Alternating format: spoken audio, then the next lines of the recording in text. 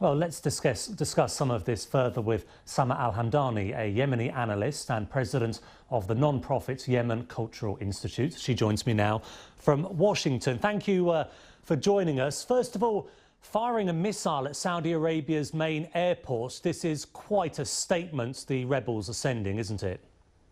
Absolutely. The war between Yemen and Saudi Arabia has been going on for a really long time, and this is the most they've been able to achieve since the start of the war. So in 2.5 years, this is the strongest attack that the Houthis have launched on Saudi Arabia.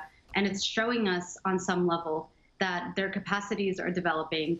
They're sending a message. It could also be a call to the world to kind of bring attention back to the Yemen war. And together with the other things that you mentioned in the segment, with the Saad Hariri resignation and with the anti-corruption campaign that's going on in Saudi Arabia, we can see that this is also going to lead to an increase in tension between Saudi Arabia and Iran, because the Houthis are considered their main ally. Yeah, just staying on the missile for a moment, how do you think Saudi Arabia's Crown Prince will respond to such a provocation? I mean, immediately we can see the results every time that the Houthis have launched anything towards Saudi Arabia, which they've done before, but they've never reached the capital. This time it's a different story. It created a buzz. It scared people.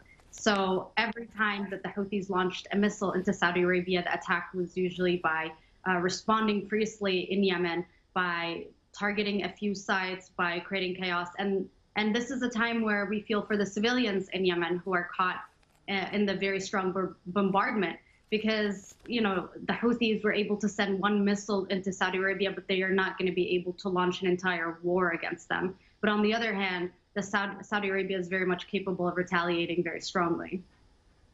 As you were just alluding to, I think, what we're seeing here, I suppose, is Yemen and Lebanon being used as a staging post for a proxy war between Saudi Arabia and Iran. How do you see this playing out? Well, I don't think that Lebanon could potentially be dragged into it as easy as one would imagine, because they've been holding strong, even though Syria and the countries around them are engaged in warfare. I can see an escalation in the Saudi rhetoric towards Iran directly. I don't know what exactly is going to happen, but what's clear is that the Mohammed bin Salman regime is struggling very much. He's trying to consolidate power. And this attack by the Houthis on the capital is an embarrassment, to say the least, because they've been launching a war for 2.5 years and claiming success. So in a sense, there's a lot of pressure on him. He's taken on too much responsibility. He's the head of the war on Yemen. He's the head of the Islamic kind of campaign against terrorism. And he's also now the head of the campaign against corruption in the kingdom. So he's now wearing many hats and trying to do a lot at the same time. There's a lot of fear about what that means for the security and the stability of Saudi Arabia. Sama, I apologise, but the clock is against us, but we thank you so much for your analysis. Sama Al-Hamdani there joining us from Washington.